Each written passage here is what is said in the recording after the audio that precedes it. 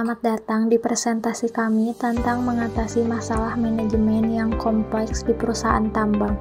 Di tengah tantangan operasional dan lingkungan yang semakin dinamis, kemampuan untuk mengelola kompleksitas menjadi kunci keberhasilan. Mari kita eksplorasi bersama strategi dan solusi yang dapat membantu perusahaan tambang dalam menghadapi berbagai tantangan ini.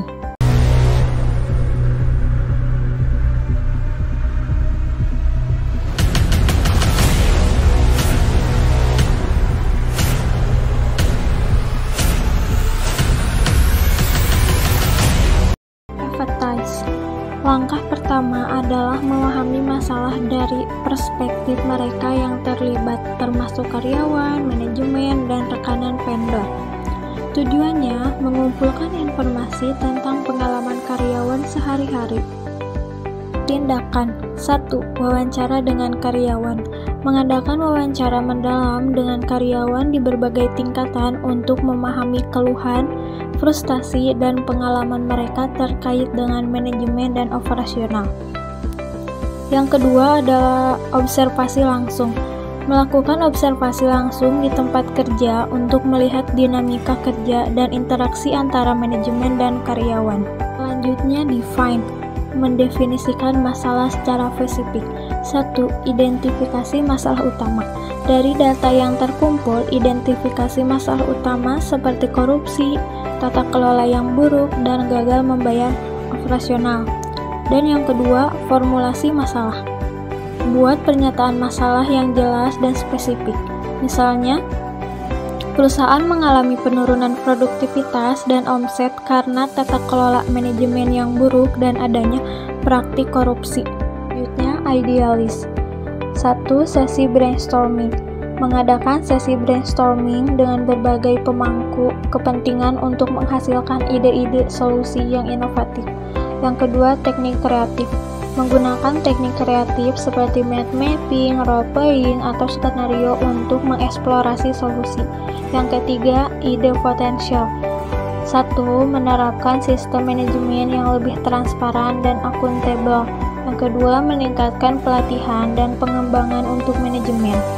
Yang terakhir, yang keempat, menggunakan teknologi. 1. Untuk memantau dan mengelola operasi secara real time.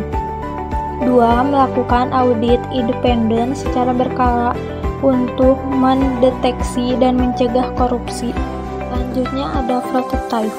Pembuatan prototype. Mengembangkan prototype solusi seperti sistem manajemen transparansi, pelatihan etika, dan mekanisme pelaporan anonimus. Simulasi. Melakukan simulasi dan uji coba prototype dalam skala kecil untuk melihat bagaimana solusi tersebut berfungsi dalam praktik. Selanjutnya ada tes. 1. Implementasi pilot. Menerapkan solusi dalam proyek pilot di beberapa bagian perusahaan. Yang kedua, evaluasi hasil. Mengumpulkan data dan umpan balik dari implementasi pilot untuk mengevaluasi efektivitas solusi. Yang terakhir, yang ketiga, revisi. Melakukan penyesuaian dan perbaikan berdasarkan hasil evaluasi. Rumusan solusi inovatif. 1. Perbaikan tata kelola manajemen. Mengusulkan restrukturisasi manajemen dari manajemen puncak hingga manajemen menengah. Mengimplementasikan kebijakan transparansi dan akuntabilitas dalam proses manajemen perusahaan. Yang kedua, penyelesaian indikasi korupsi dan suap.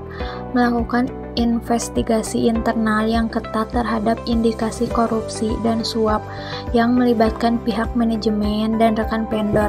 Mengambil tindakan hukum yang disiplin dan yang tegas terhadap pihak-pihak yang terlibat. Yang ketiga ada pemulihan kepercayaan stakeholder dan karyawan. Mengkomunikasikan perubahan-perubahan yang dilakukan secara transparan kepada seluruh stakeholder dan karyawan. Membangun program pelatihan dan pengembangan karyawan yang berfokus pada nilai-nilai etika dan integritas. Yang keempat, pemulihan keuangan dan produktivitas. Menyusun rencana pemulihan keuangan dengan fokus pada peraturan ulang kewajiban-kewajiban operasional dimodifikasi secara strategis untuk meningkatkan produktivitas karyawan dan memperbaiki kinerja operasional perusahaan. Yang terakhir, yang kelima, pengujian dan evaluasi. Menguji setiap langkah solusi yang diusulkan pada berbagai pihak terkait, melakukan evaluasi terus-menerus terhadap implementasi solusi untuk memastikan keberhasilannya. Solusi inovatif yang diterapkan. 1. Sistem pelaporan. Sistem pelaporan berbasis teknologi yang memungkinkan karyawan dan pemangku kepentingan melaporkan indikasi korupsi dan penyimpangan secara anonim. Yang kedua, pelatihan dan pendidikan. Program pelatihan berkendala untuk semua level manajemen mengenai etika bisnis, tata kelola perusahaan yang baik, dan anti korupsi. Yang ketiga, penguatan audit. Penguatan fungsi audit internal dengan memanfaatkan teknologi analisis untuk mendeteksi anomali dan potensi kecurangan secara lebih cepat dan akurat. Yang keempat, insentif dan penghargaan. Program insentif dan penghargaan bagi karyawan yang telah berkontribusi dalam meningkatkan transparansi. Kesimpulannya adalah, dengan mengikuti langkah-langkah dalam metode design thinking ini, diharapkan perusahaan pertambangan dapat mengimplementasikannya dalam berbagai proyek pertambangan. Kuncinya adalah mengambil pendekatan yang komprehensif dan berpusat pada manusia untuk mengatasi akar penyebab masalah manajemen, bukan hanya berfokus pada gejalanya. Dengan berempati dengan para pemangku kepentingan, mendefinisikan masalah dengan jelas, mengidekan solusi inovatif, membuat prototipe, dan mengujinya, perusahaan dapat berupaya mencapai perbaikan berkelanjutan dalam tata kelola dan operasinya. Proses design thinking yang berulang tampaknya sangat cocok untuk mengatasi tantangan yang rumit ini.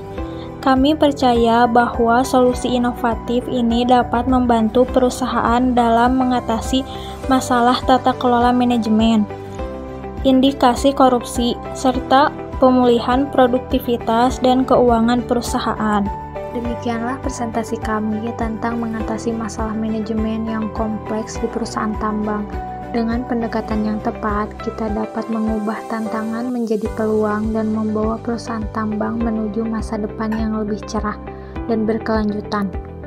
Terima kasih atas perhatian kalian. Mari kita bekerja sama untuk menciptakan industri tambang yang lebih efisien, aman, dan berkelanjutan.